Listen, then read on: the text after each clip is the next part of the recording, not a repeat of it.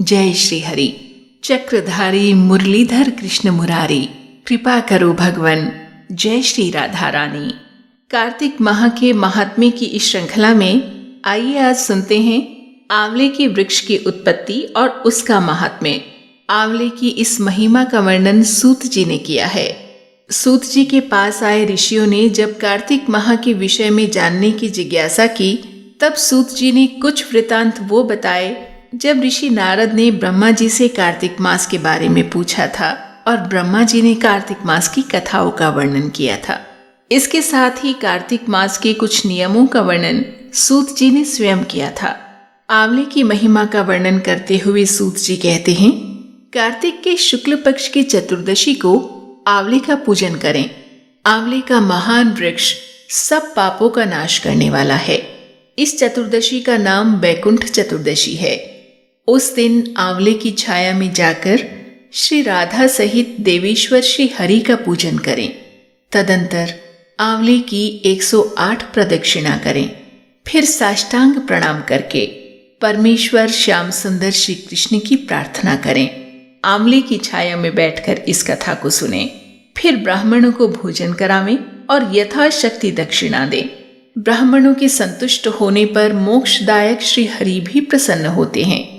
आंवले की उत्पत्ति की कथा का वर्णन करते हुए सूत जी कहते हैं, पूर्व काल में जब सारा जगत एकार्णव के जल में निमग्न हो गया था, समस्त चराचर प्राणी नष्ट हो गए थे। उस समय सनातन परमात्मा ब्रह्मा जी अविनाशी पर ब्रह्म का जप करने लगे। ब्रह्म का जप करते करते भगवत दर्शन के अनुराग वश उनके नेत्रों से जल निकल आया। प्रेम के आंसुओं से परिपूर्ण वह जल की बूंद पृथ्वी पर गिर पड़ी। उसी से आंवले का महान वृक्ष उत्पन्न हुआ, जिसमें बहुत सी शाखाएं और उपशाखाएं निकली थी। वह फलों के भार से लदा हुआ था। सब वृक्षों में सबसे पहले आंवला ही प्रकट हुआ था, इसीलिए इसे आदिरोह कहा गया। ब्रह्मा जी ने पहले आंवले को उत्पन्न किया, उसके बाद समस्त प्रजा की सृष्टि की। जब देवता आदि की भी सृष्टि हो गई, तब वे उस स्थान पर आए जहां भगवान विष्णु को प्रिय लगने वाला आंवले का वृक्ष था। उसे देखकर देवताओं को बड़ा आश्चर्य हुआ। उसी समय आकाशवाणी हुई, ये आंवले का वृक्ष सब वृक्षों में श्रेष्ठ है, क्योंकि ये भगवान विष्णु को प्रिय है। इसके स्मरण मात्र से मनुष्य गोदान का फल प्राप्त करता है। इसके दर्शन से दुगुना और फल खाने से तिगुना पुण्य मिलता है। इसीलिए सर्वथा प्रयत्न करके आंवले के वृक्ष का सेवन करना चाहिए। वृक्ष का सेवन करने से यहाँ तात्पर्य है आंवले के वृक्ष की छाया में बैठना, आंवले की छाया में बैठकर भगवत भजन करना, आंवले की छाया में बैठकर भोजन करना और आंवले का फल ग्रहण करना, क्योंकि ये भगवान विष्णु को परम प्रिय एवं सब पापों का नाश करने वाला है। अतः समस्त कामनाओं की सिद्धि के लिए आंवले के वृक्ष का पूजन करना उचित है। जो मनुष्य कार्तिक में आंवले के वन में भगवान श्री हरि की पूजा तथा आंवले की छाया में भोजन करता है, उसका पाप नष्ट हो जाता है। आंवले की छाया में वह जो भी पुण्य करता है, वह कोटि गुना हो जाता है। प्राचीन काल की बात है, कावेरी के उत्तर तट पर देव शर्मा नाम से विख्यात एक श्रेष्ठ ब्राह्मण थे, जो वेद वेदांगों के पारंगत विद्वान थे। उनके एक पुत्र हुआ जो बड़ा दुराचारी निकला। एक बार पिता ने उसे हित की बात बताते हुए कहा, बेटा, इस समय कार्तिक का महीना है, जो भगवान विष्णु को बहुत ही प्रिय है। तुम इसमें स्नान, दान, व्रत और नियमों का पालन करो। तुलसी के फूल सहित भगवान विष्णु की पूजा करो। भगवान के लिए दीपदान, नमस्कार और प्रदक्षिणा करो। पिता की ये बात सुनकर वह दुष्टात्मा पुत्र क्रोध से जल उठा। उसके होंठ फड़कने लगे और उसने पिता की निंदा करते हुए कहा, तात, मैं कार्तिक में पुण्य संग्रह नहीं करूंगा। पुत्र का ये उद्दंडता पूर्वक वचन सुनकर ब्राह्मण देव शर्मा ने क्रोध पूर्वक कहा, ओ दुर्बुद्धि, तू वृक्ष के खोखले में चूहा हो जा। इस शाप के भय से डरे हुए पुत्र ने पिता को नमस्कार करके पूछा, पिताजी, इस घृणित योनि से मेरी मुक्ति कैसे होगी, ये बताइए। इस प्रकार पुत्र के द्वारा प्रश्न किए जाने पर ब्राह्मण ने शाप से निवृत्ति का उपाय बताया।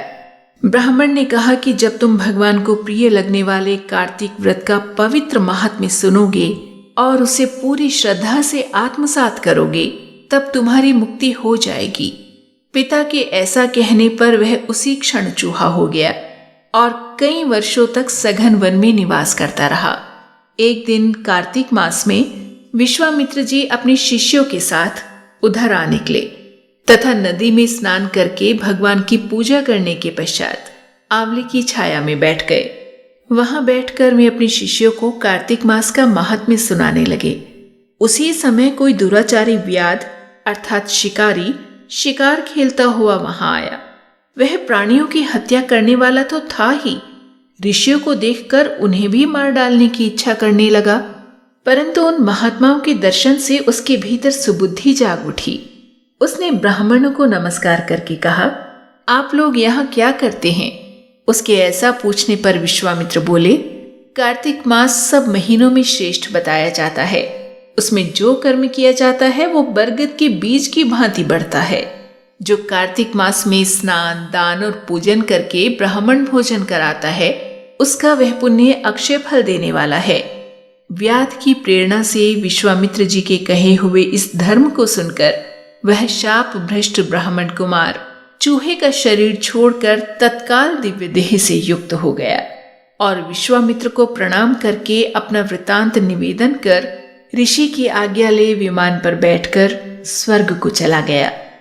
इससे विश्वामित्र और व्याध दोनों को बड़ा विस्मय हुआ। इसके बाद व्याध भी कार्तिक व्रत का पालन करके भगवान विष्णु के धाम चला गया।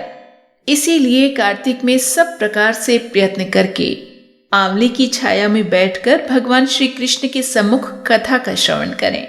जो मनुष्य कार्तिक मास में आंवले और तुलसी की माला धारण करता है उसे अनंत पुण्य की प्राप्ति होती है। जो मनुष्य आंवले की छाया में बैठकर दीपमाला समर्पित करता है उसको अनंत पुण्य प्राप्त होता है। विशेषतः तुलसी वृक्ष के नीचे श्री राधा और श्याम सुंदर भगवान श्री कृष्ण की पूजा करनी चाहिए। तुलसी के अभाव में ये पूजा आंवले के नीचे करनी चाहिए। जो आंवले की छाया के नीचे कार्तिक में ब्राह्मण दंपत्ति को एक बार भी भोजन देकर स्वयं भी भोजन करता है वह अन्न दोष से मुक्त हो जाता है। लक्ष्मी प्राप्ति की इच्छा रखने वाला मनुष्य सदा आंवलों से स्नान करे। विशेषतः एकादशी तिथि को आंवले से स्नान करने पर भगवान विष्णु संतुष्ट होते हैं। इसके साथ ही कुछ ऐसी तिथियां भी बताई गई है जब आंवले से स्नान नहीं करना चाहिए। ये तिथियां हैं सप्तमी, नवमी, संक्रांति, अमावस्या, रविवार, चंद्र ग्रहण और सूर्य ग्रहण। इस दिन आंवले से स्नान नहीं करना चाहिए। जो मनुष्य आंवले की छाया में बैठकर पिंडदान करता है उसके पितर भगवान विष्णु के प्रसाद से मोक्ष को प्राप्त होते हैं। तीर्थ या घर में जहां जहां मनुष्य आंवले से स्नान करता है वहां वहां भगवान विष्णु स्थित होते हैं। जिसके शरीर की हड्डियां आंवले के स्नान से धोई जाए वह फिर गर्भ में वास नहीं करता। जिनके सिर के बाल आंवला मिश्रित जल से रंगे जाते हैं वे मनुष्य कलयुग के दोषों का नाश करके भगवान विष्णु को प्राप्त करते हैं। जिस घर में सदा आंवला रखा रहता है वहां भूत, प्रेत, कूष्मांड और राक्षस नहीं आते। जो कार्तिक में आंवले की छाया में बैठकर भोजन करता है उसके 1 वर्ष तक अन्न संसर्ग से उत्पन्न हुए पाप नष्ट हो जाते हैं। तो ये थी आंवले के वृक्ष की उत्पत्ति और उसके प्रयोग की कथा। यहाँ फिर से वही बात कि कथाओं को मात्र सुन लेने भर से हमारे जीवन का उद्धार नहीं होगा। इन सभी बातों को अपने जीवन में उतार लेने के लिए भी शास्त्रों में कहा गया है। तभी हम श्री हरि का सामीप्य महसूस कर सकेंगे। इसी के साथ जय श्री हरि, जय मां तुलसी, जय श्री राधे रानी।